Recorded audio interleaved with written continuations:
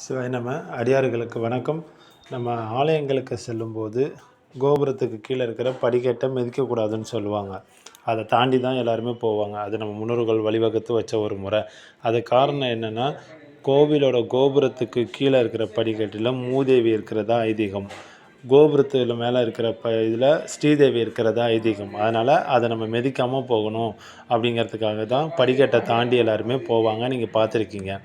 அது மாதிரி வீடுகளில் இருக்கக்கூடிய வாசப்படியில் கீழே லக்ஷ்மி இருக்கிறதா ஐதீகம். அதனால தான் கல்யாணமான பொண்ணுங்க புதுசாக வரும்போது படிக்கட்டை மிதிக்க சொல்லி உள்ளே போக சொல்கிறாங்க.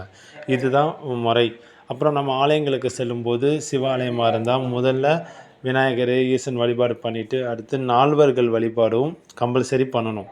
அடுத்து 63 நாயன்மார்கள், இவங்க அருளாளர்கள். இவங்களோட அருளால் தான் நம்ம இறைவனை பிடிக்க முடியுங்கிறதுக்காக 63 நாயன்மார்கள் சிலை, நால்வர் எல்லாருமே அங்கே வச்சுருப்பாங்க.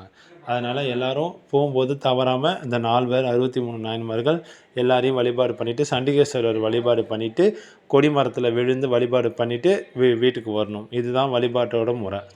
சிவபெருமானை நம்பியவர்கள் கெட்டு போனதாக சரித்திரம் கிடையாது, வரலாறு கிடையாது. நான் உதாரணம். சிவனை கும்பிட்டா காசு கிடைக்காது சார், வீடு கிடைக்காது சார், காரு கிடைக்காது சார், எதுவும் கிடைக்காது, உண்மைதான். ஆனா ஒன்னே ஒண்ணு கிடைக்கும், மனசுல மன தைரியம் கிடைக்கும். அந்த கை வேற கையில அண்ணாமலையாருடைய கை, காஞ்சிபுரத்து ஏகாம்பரேஸ்வருடைய கை,